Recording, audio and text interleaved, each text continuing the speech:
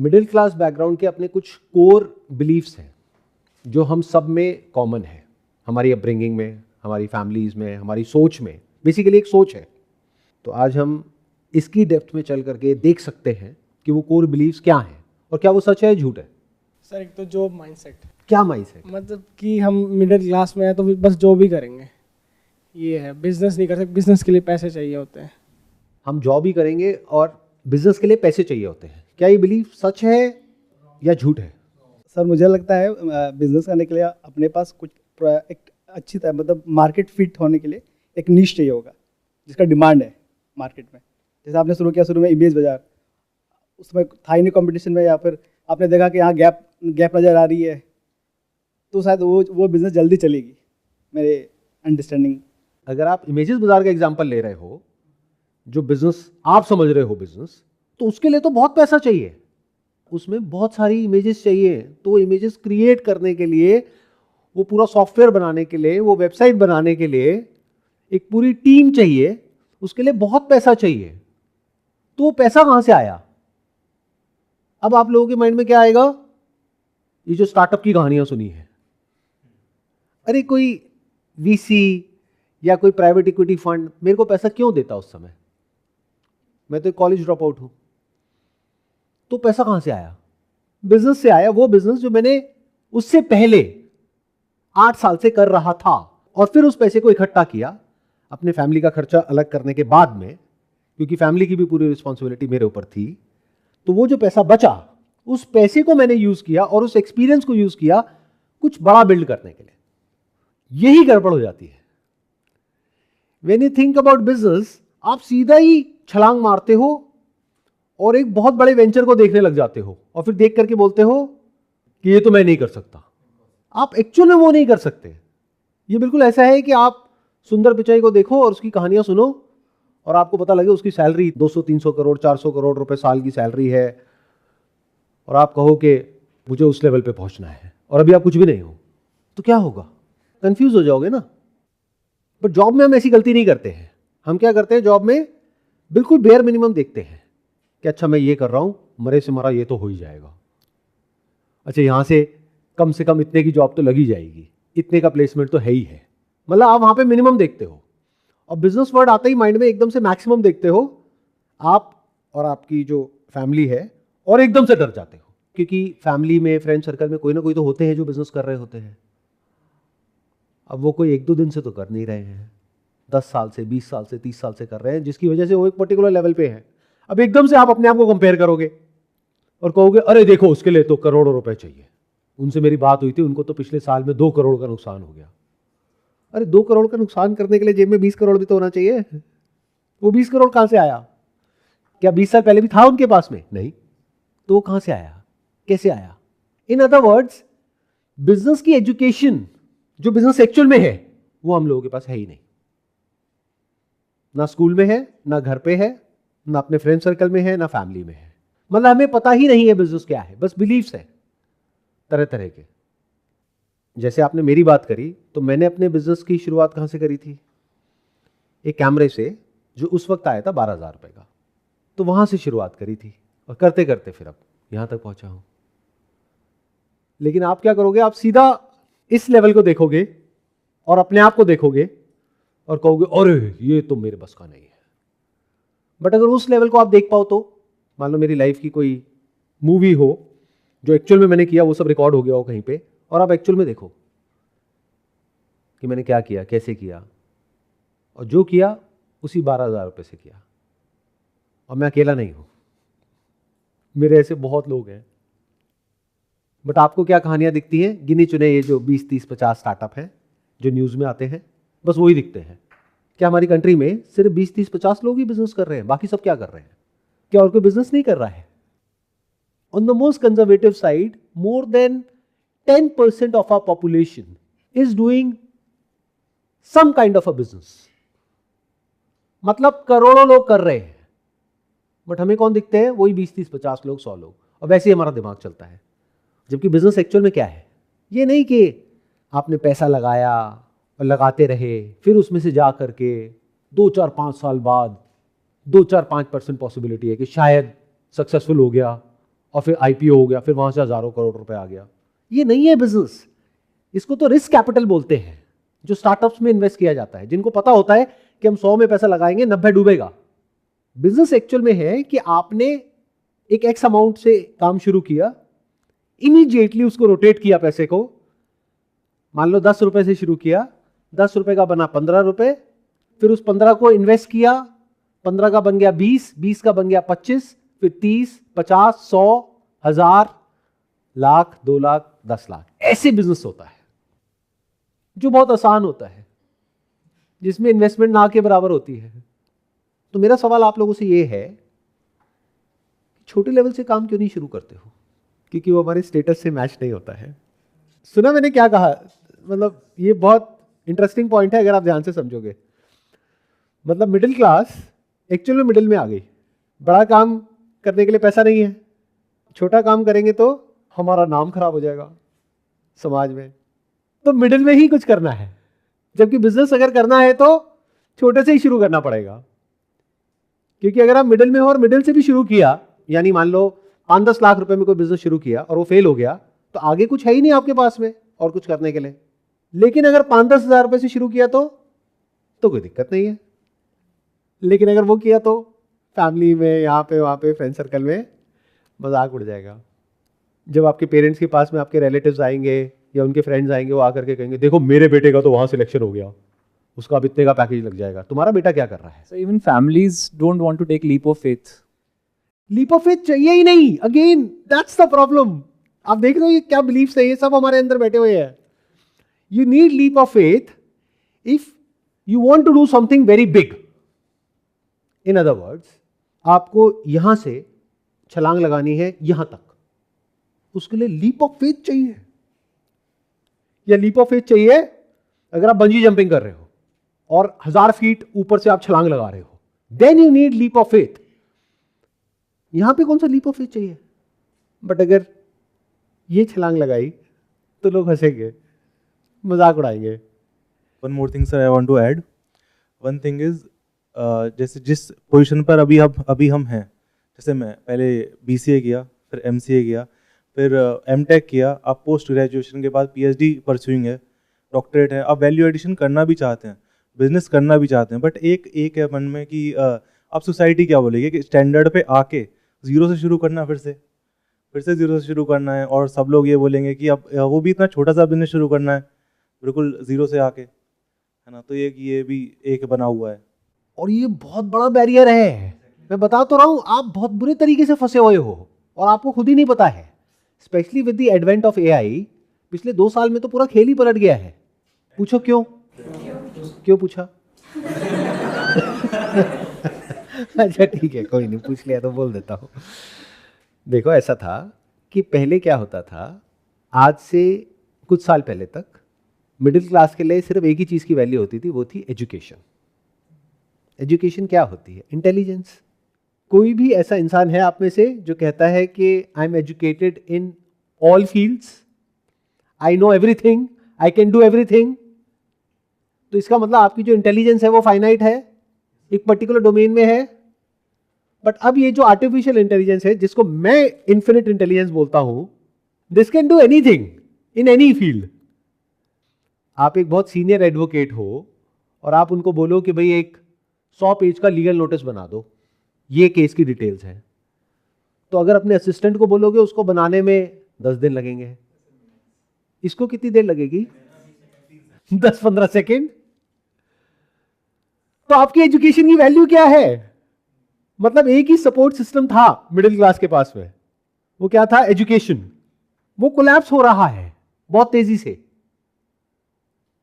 यानी एजुकेशन की वैल्यू बहुत तेजी से खत्म हो रही है। What do you mean by education?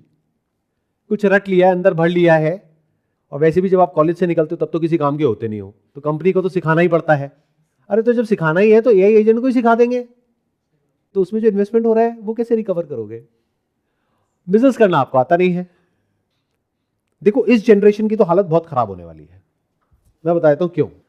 क्योंकि इतना पढ़ने के बाद अब अगर व्हाइट कॉलर जॉब जो आपको चाहिए वो तो मिलेगी नहीं, क्योंकि पहले ही वहां पे बहुत लोग हैं, उन्हीं को निकाल रहे हैं। और जो बचा खुचा काम है वो उनसे करवा लेंगे थ्रू एआई एजेंट्स। तो नए की तो जरूरत ही नहीं है। तो सो कॉल्ड जो भी अच्छी नौकरी होती है वो तो मिलेगी नहीं, और खराब नौकरी जो भी आपकी डेफिनेशन के अकॉर्डिंग होती है, वैसे काम कोई छोटा बड़ा नहीं होता है, लेकिन वो जो खराब नौकरी है वो आप करोगे नहीं।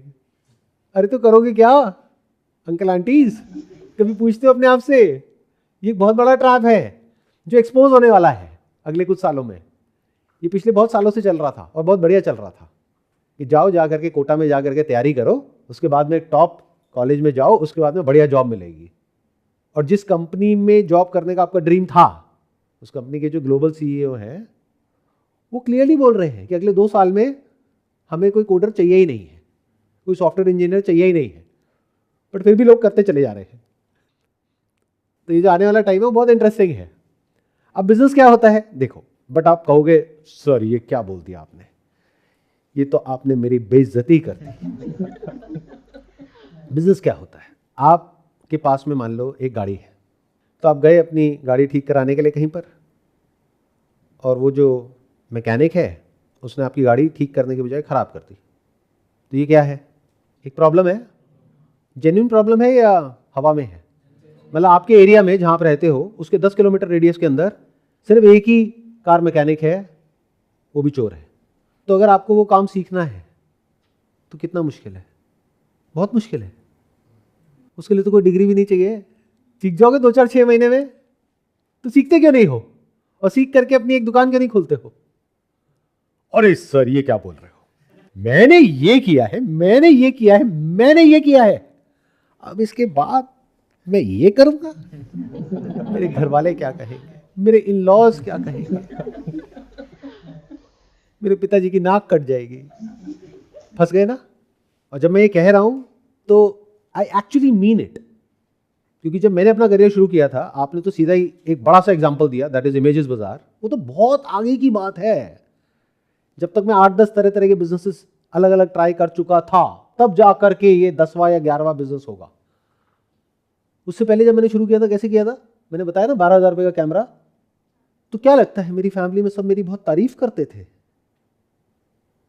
फैमिली में, फ्रेंड सर्कल में क्या बोलते थे मेरे घर वालों को आकर के कि आपका बेटा बहुत अच्छा काम कर रहा है।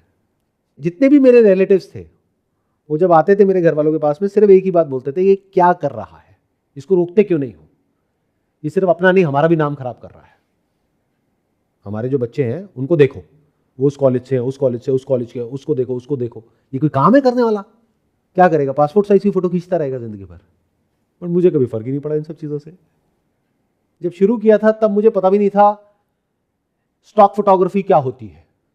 इनफैक्ट 2006 में इसको लॉन्च किया था, 2004 तक मुझे नहीं पता था क्या होती है।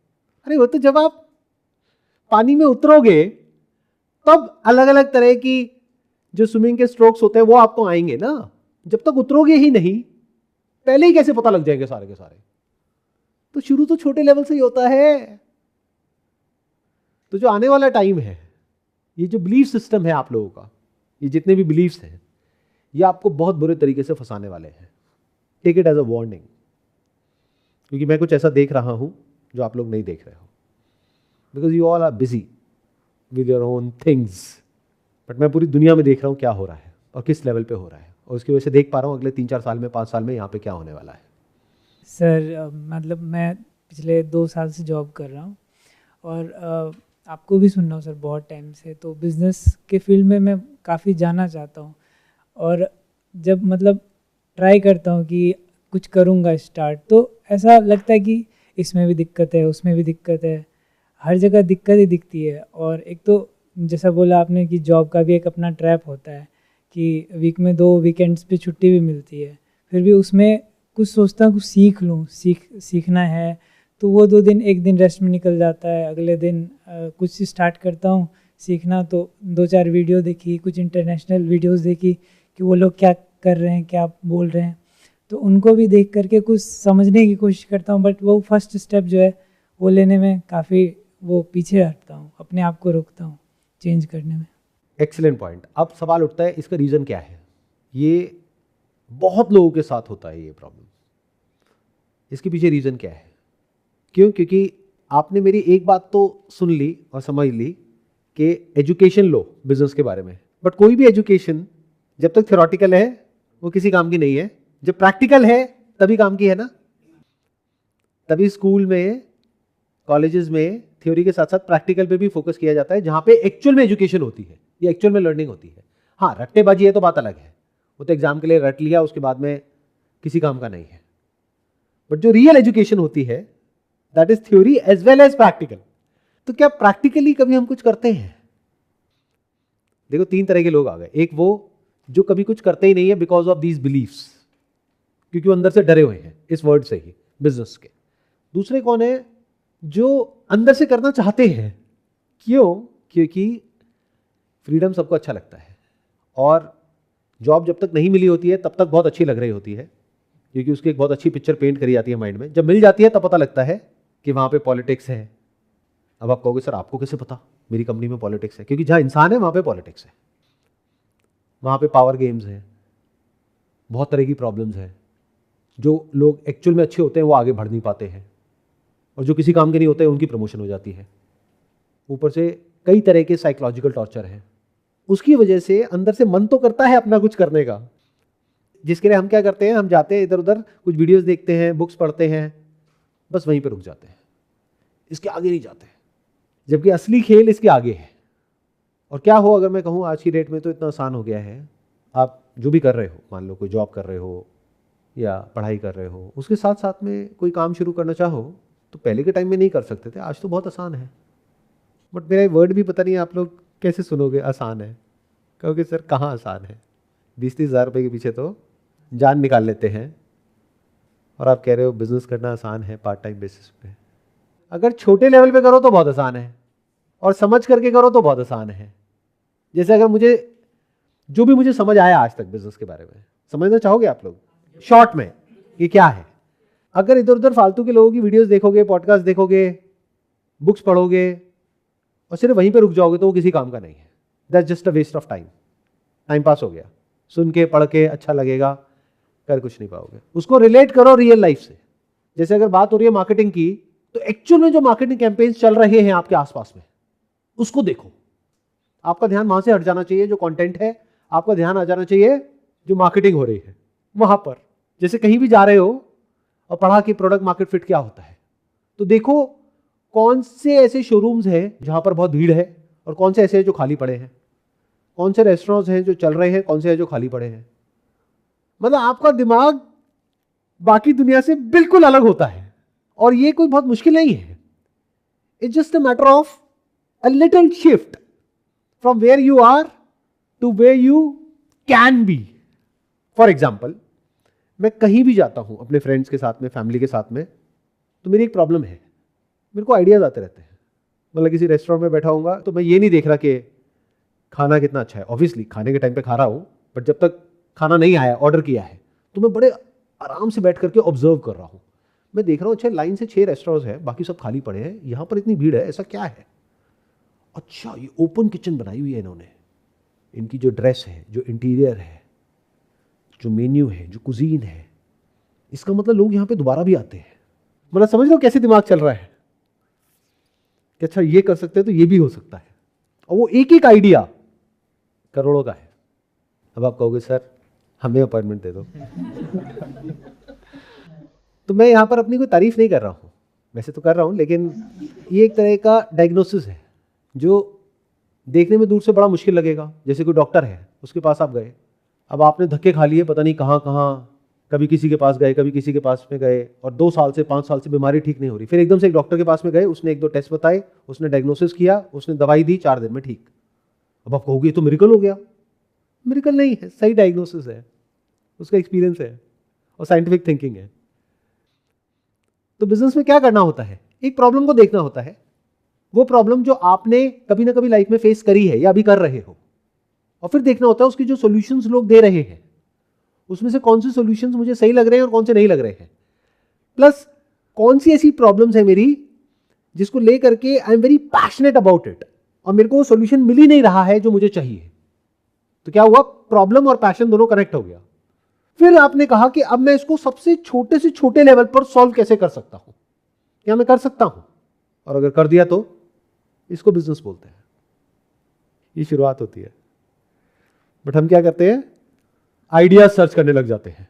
उससे क्या होगा, पहले समझना पड़ेगा आपकी पर्सनैलिटी क्या है, फिर समझना पड़ेगा आपके पास में रिसोर्सेज क्या है, आपका बैकग्राउंड क्या है, आपकी स्ट्रेंथ्स क्या है, वीकनेसेस क्या है। उसके अकॉर्डिंग ये समझा जाएगा कि कौन सी ऐसी प्रॉब्लम्स हैं इस दुनिया में। अच्छा, कितनी प्रॉब्लम्स होंगी इस दुनिया में या आपकी लाइफ में, मतलब 1 2 3 5 10 कितनी है प्रॉब्लम्स हमारे आसपास में? इन्फिनिट प्रॉब्लम्स हैं। तो उन इन्फिनिट प्रॉब्लम्स में से कौन सी ऐसी प्रॉब्लम्स है जिसको लेकर के आप बहुत ज्यादा पैशनेट हो, वही काम कर लो। आसान नहीं है। For example, you are passionate about pets, you are passionate about a cat और अ डॉग, आपके घर में है, मान लेते हैं।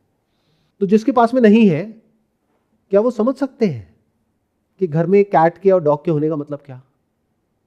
वही समझ सकता है ना जिसके घर में है, क्योंकि औरों के लिए वो क्या है, कुत्ता बिल्ली, आपके लिए क्या है, फैमिली मेंबर।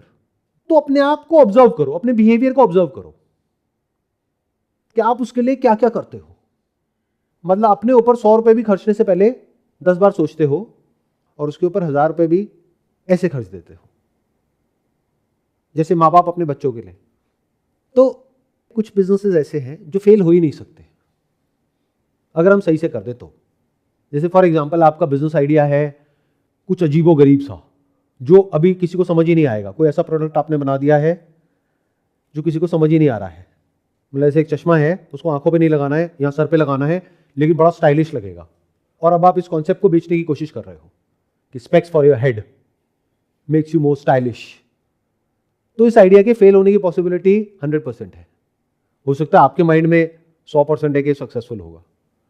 बट अगर एक आइडिया है बड़ा सिंपल सा, जो मैंने अभी आपको बोला कि भाई अगर मान लेते हैं आपके घर में कैट है, डॉग है, तो अगर आपने सिर्फ उसी नीश को टारगेट किया, मान लो कैट है, तो आपने देखा कि उसके लिए मैं क्या क्या चीज़ें बिना सोचे परचेज करता हूँ। और जैसे ही आपके पास में कैट आई, आपने उसके बारे में थोड़ा बहुत कुछ ऑनलाइन सर्च किया, तो उससे रिलेटेड आपके पास में एकदम से वीडियोज आनी शुरू हो गई, क्योंकि एल्गोरिथम को पता है, सोशल मीडिया को पता है, but you are not aware, आपको नहीं पता।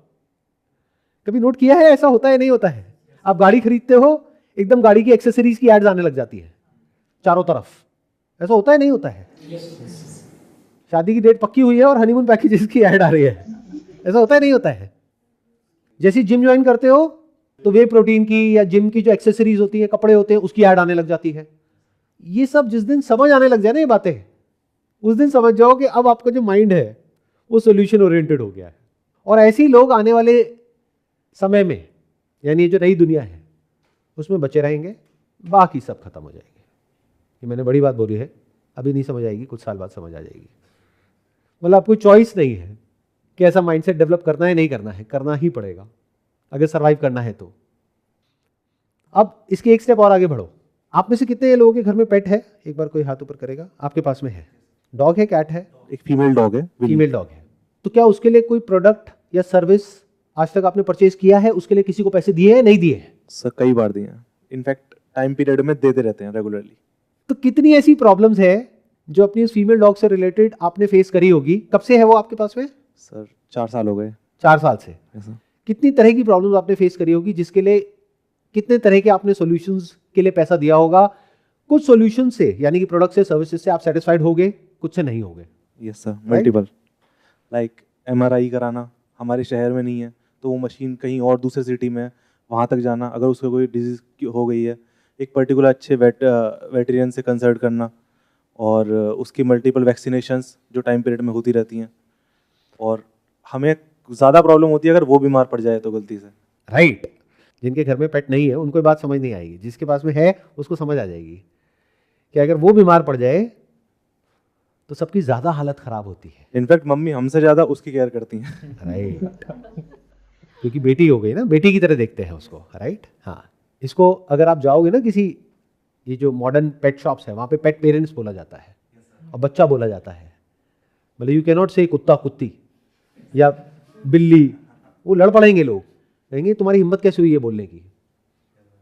तो आपने अभी एक प्रॉब्लम बोली कि अगर उसका MRI कराना है या एक्सरे कराना है या किसी भी तरह का कोई टेस्ट कराना है, तो वो आपके आसपास में नहीं है, बहुत दूर जाना नहीं है पड़ता सर, है। हाँ।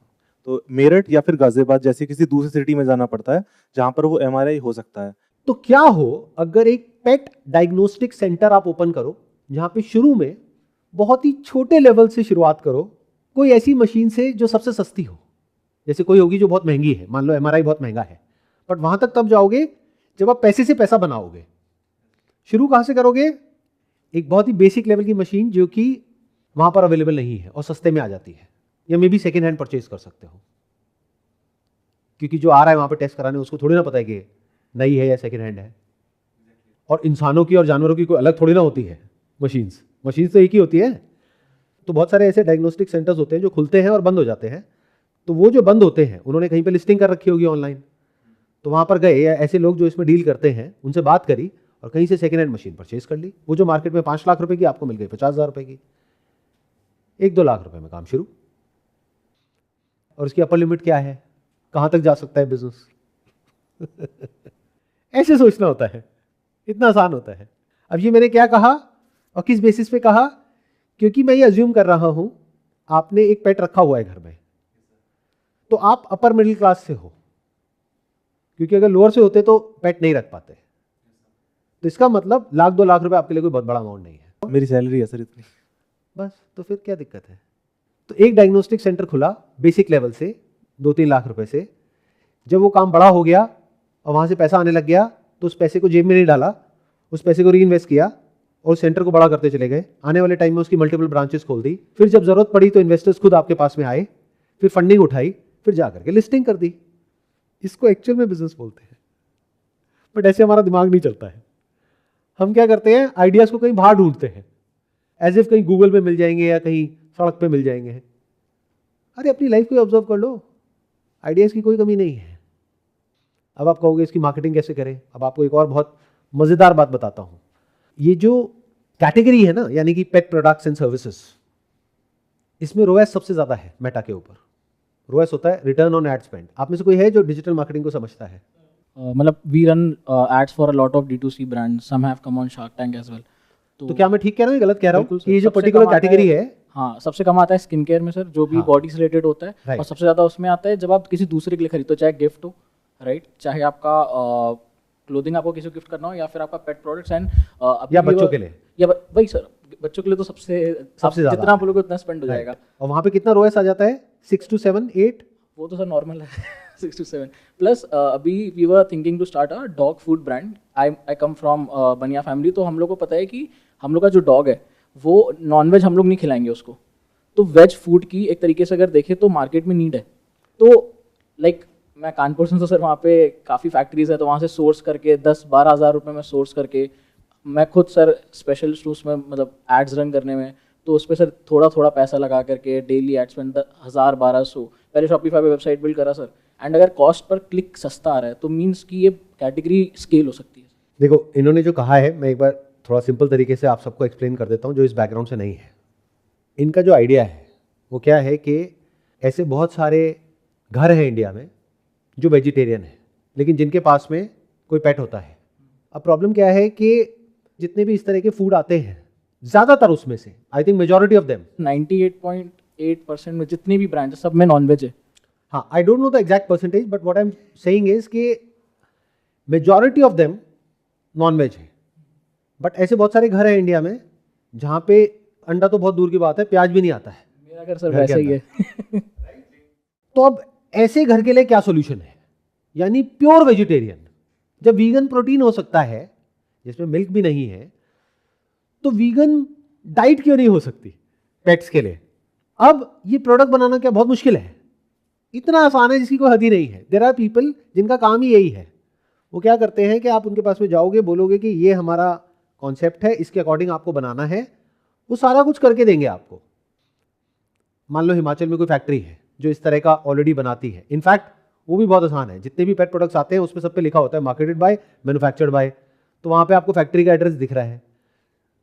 तो उधर आपने बात करी कि भैया मेरे को बनवाना है, मिनिमम कितने पीसेस बन जाएंगे? कोई फैक्ट्री वाला कहेगा कि नहीं, मिनिमम 10,000 पीस बनेंगे। कोई होगा जो बोलेगा कि ठीक है हम 100 भी बना देंगे, 500 भी बना देंगे। तो अगर मान लो 500 पीस बनवाए, अगर एक पैकेट हमारा बना 10 रुपए का, तो 5,000 रुपए की इन्वेस्टमेंट हो गई। उस प्रोडक्ट की, बट उसमें मान लो पैकेजिंग का और सारी चीजों का, ट्रांसपोर्टेशन का सारा मिला करके 50,000 रुपए की इन्वेस्टमेंट हो गई, 1 लाख की इन्वेस्टमेंट हो गई। उससे क्या हुआ, काम शुरू हो गया। काम कैसे शुरू हुआ, शॉपिफाई पे एक वेबसाइट बन गई, कंटेंट आजकल सारा एआई से जनरेट हो जाता है, उसके लिए कोई भीड़ इकट्ठी करने की जरूरत है ही नहीं, मार्केटिंग भी सारी एआई से हो जाती है। उसके बाद में मेटा पे गए, जा करके टारगेटिंग करी, यानी जिस एरिया में आप हो वहां पर आपको नहीं पता है बट मेटा को सब कुछ पता है कि किस घर में पेट है किस में नहीं है। यहां तक कि उसको ये भी पता है कि कौन सा घर वेजिटेरियन है कौन सा नहीं है, बेस्ड अपॉन किस तरह की वीडियोस देख रहे हैं, क्या देख रहे हैं। अब आप कहोगे इतना सब कैसे पता, सब पता है, ये मान लो। तो अब इसमें क्या बेनिफिट है, पहले के ज़माने में क्या होता था, अगर ऐसा कुछ करना है आपको एक दुकान खोलनी पड़ेगी, दुकान खोलने के लिए रेंट पे जगह लोगे या खरीदोगे, बहुत पैसा चाहिए। देखो अभी सारे बिलीफ एक साथ टूट रहे हैं इसी बिजनेस आइडिया में। ये बिजनेस आइडिया लग कैसा रहा है आपको, बढ़िया लग रहा है, मुश्किल लग रहा है करने में? इसमें क्या मुश्किल है, किसी कॉलेज में घुसने के लिए जहाँ की फीस बहुत ज़्यादा है, उस कॉलेज की कोचिंग के लिए आप लाखों रुपए दे देते हो, जिसके बाद 99% चांस है कि आपका नहीं होगा उस कॉलेज में, मतलब 99% चांसेस है कि वो पैसा डूबने वाला है। बट अभी जिसके बारे में हम बात कर रहे हैं, अगर वो आपको समझ आ गया है तो कितना आसान है। मतलब ये बिजनेस में फेल होने के चांसेस 0% है इनके लिए। क्यों? क्योंकि मार्केटिंग इनको आती है। हो सकता है आपके लिए 0% नहीं है, किसी और के लिए, बट इनके लिए 0% है। क्यों? डिजिटल मार्केटिंग इनके लिए प्रॉब्लम नहीं है क्योंकि इन्होंने बहुत ब्रांड्स के लिए कर रखी है, इनके लिए खेल है। ये तो खटखट एड्स बनाएंगे, वहां पे कैंपेन्स बनाएंगे, एड सेट बनाएंगे, ये करा वो करा, वहां से टारगेटिंग करी और फिर वो शुरू हो गया कैंपेन और उसका एक बजट सेट कर दिया। पहले वो लर्निंग फेज में है, फिर धीरे धीरे और आगे बढ़ता चला गया, फिर उसको स्केल करते चले गए, अलग अलग एड्स को टेस्ट करते चले गए, जो सही नहीं है उसको पॉज कर दिया, जो सही है उसको स्केल कर दिया। अब रोएस क्या होता है, रिटर्न ऑन एड स्पेंड, मतलब कि मान लो 6 का आ जाता है और मार्जिन है इनका 10 गुने का। इन अदर वर्ड्स वो प्रोडक्ट ये बेच रहे हैं 100 रुपए का एक पैकेट, इनको कितने का पड़ रहा है, 10 रुपए का।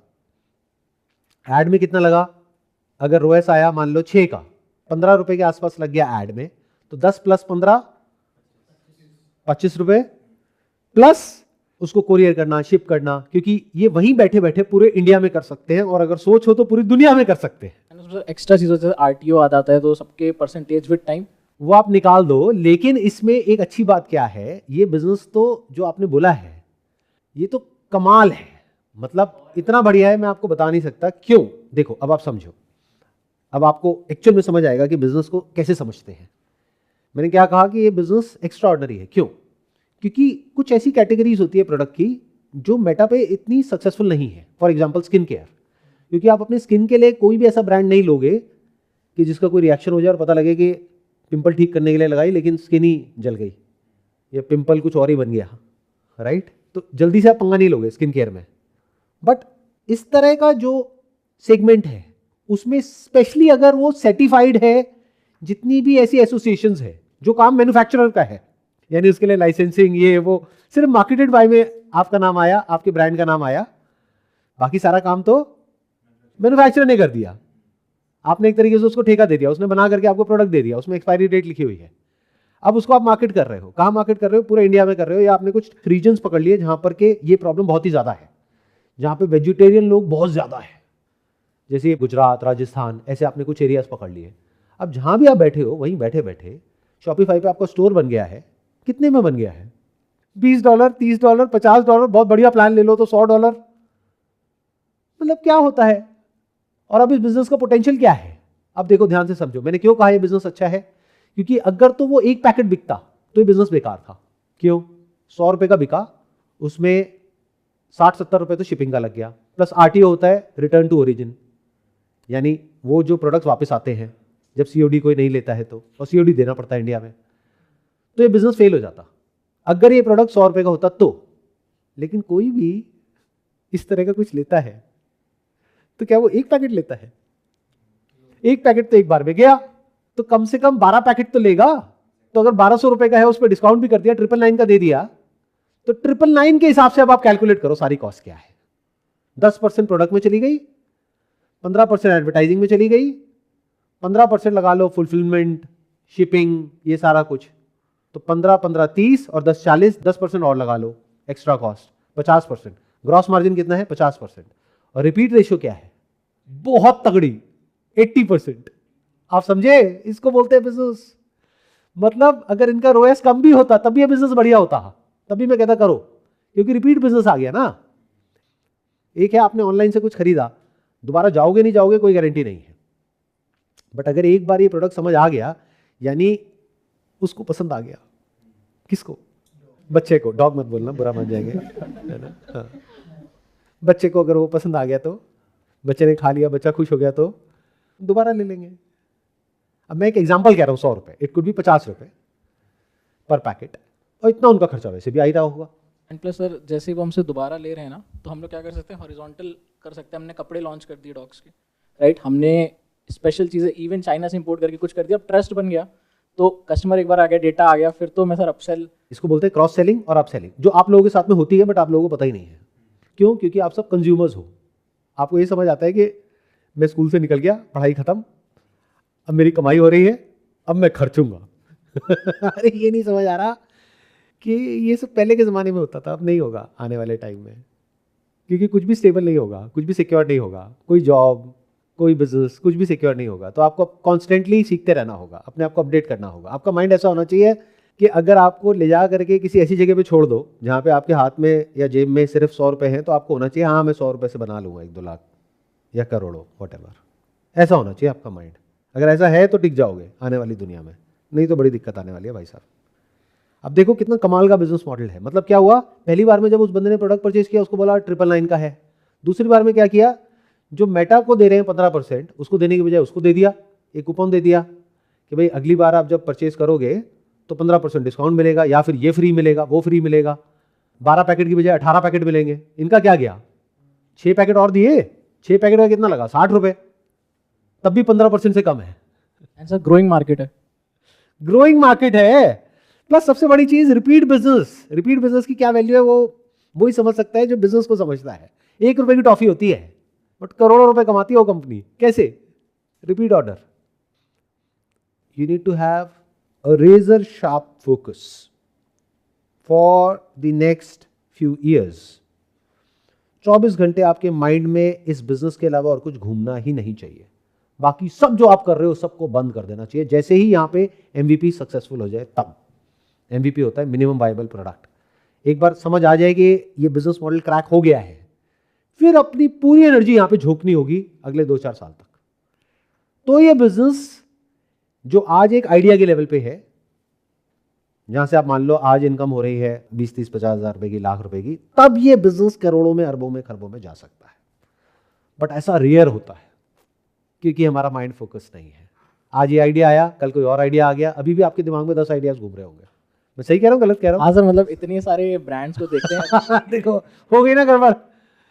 जैसे दूसरा बिजनेस आइडिया कौन सा है आपके माइंड में? मैं आपको देख करके आइडिया लगा पा रहा हूँ कि आपके दिमाग में 2-3 चीजें घूम रही हैं। जैसे कोई दूसरा आइडिया क्या है, शॉर्ट में बता दो। एक पहला मेरा तो, दूसरा एक मेरा फ्रेंड लाया था मेरे पास, तो दैट वाज कि हम लोग मैटरनिटी वेयर लॉन्च करें प्रोडक्ट्स, बिकॉज वो एक ऐसा मैन्युफैक्चरिंग चीज़ है ना, मतलब not manufacturing might not be the good word, but pregnant होंगे लोग एंड रोटी कपड़ा मकान फिट्स विद दैट।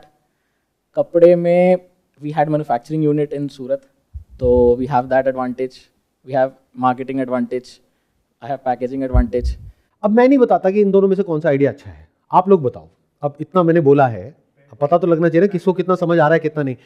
कितने कहते हैं कि ये जो आइडिया है प्रेग्नेंट वुमेन के लिए, मैटरनिटी वियर, राइट? इसको मैटरनिटी वियर बोलते हैं? यस सर, काफ्तान आते हैं, maternity wear. Maternity wear, right? हाँ जी। कितने कहते हैं कि मैटरनिटी वियर वाला जो आइडिया है वो बेटर है फॉर प्रेग्नेंट वुमेन? कितने कहते हैं? हाथ ऊपर करो। हाँ, आप कहते हो?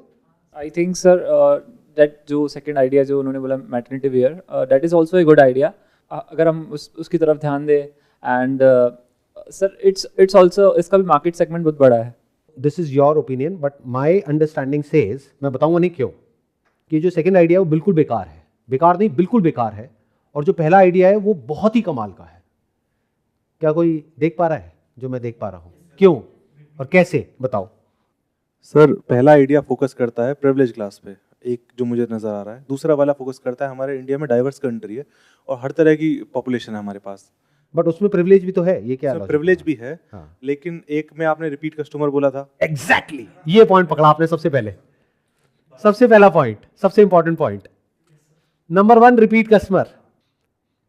और वो भी जरूरी नहीं है कि दोबारा यहीं से इन्हीं से लेगा, क्योंकि वो कस्टमर एक्चुअल में इनका नहीं है, वो उस प्लेटफॉर्म का है। क्यों? क्योंकि उस प्रोडक्ट में कुछ भी यूनिक नहीं है। वो प्रोडक्ट और मार्केट में बहुत लोग दे सकते हैं या दे रहे हैं। ऐसा नहीं है कि जो प्रेग्नेंट वुमेन है उनके पास में अभी ये पहनने के लिए कुछ है ही नहीं, कुछ तो पहनती ही है ना, तो इसका मतलब तो है ही, तो कोई यूएसपी ही नहीं है। यूएसपी मतलब होता है यूनिक सेलिंग प्रोपोजिशन। और भी इस आइडिया के अंदर 1000 कमियां हैं।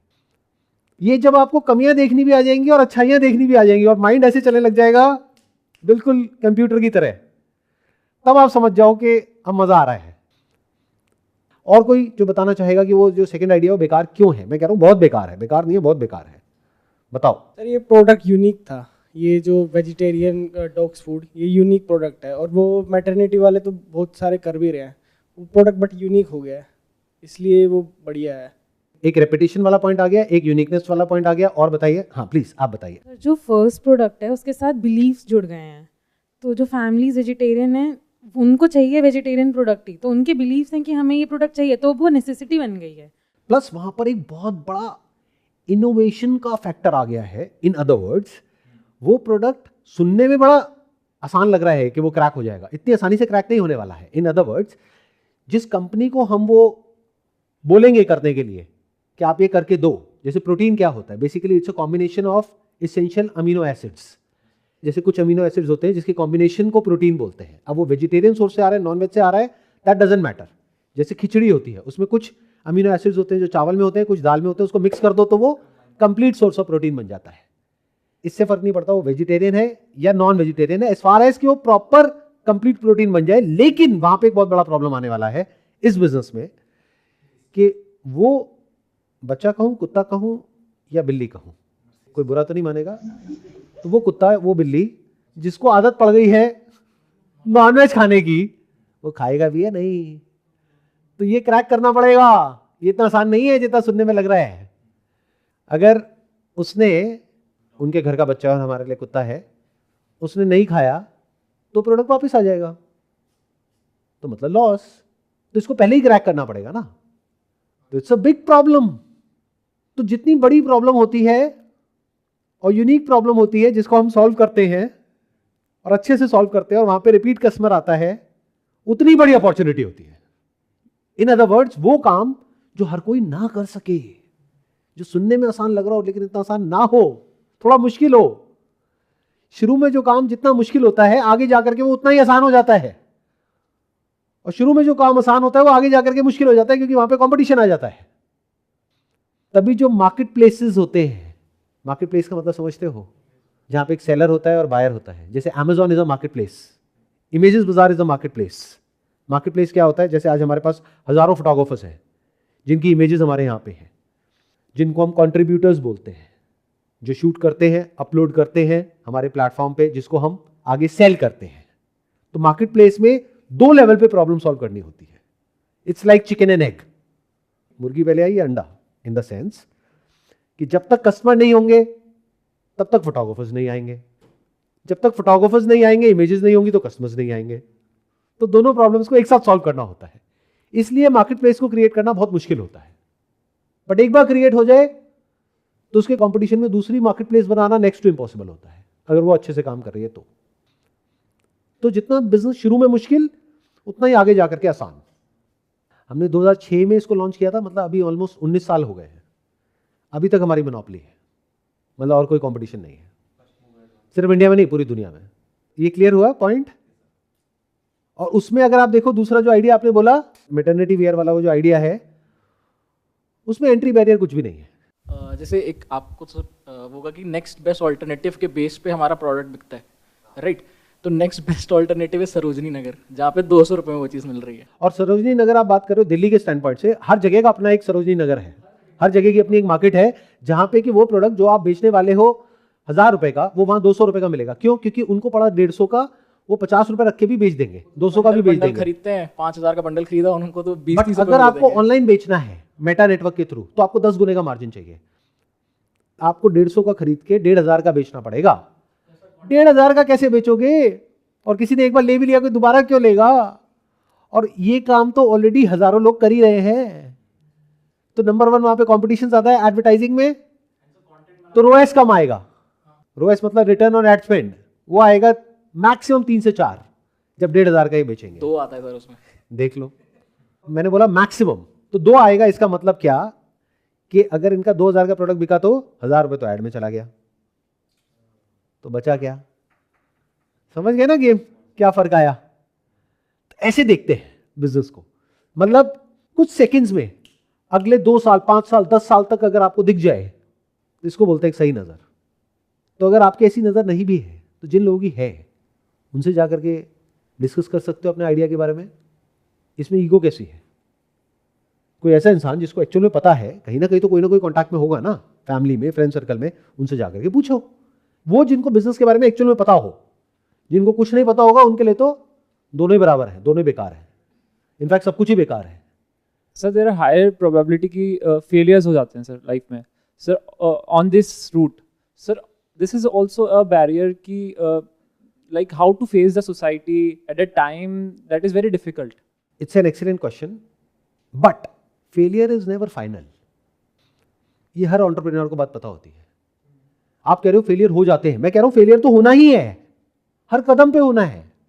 यानी अभी हम यहां पर बैठ करके कुछ डिस्कस कर रहे हैं, जब करने निकलोगे 1000 प्रॉब्लम्स आएंगी। इसी को तो बिजनेस कहते हैं। ये बिल्कुल ऐसा है कि मेरी शादी हो गई तो उसके बाद में ना लड़ाई हो जाती है, सर क्या करें? अरे लड़ाई तो होनी ही है, अगर ना हो तो प्रॉब्लम है। At that time क्या होता है कि society does not support you, but only your family supports.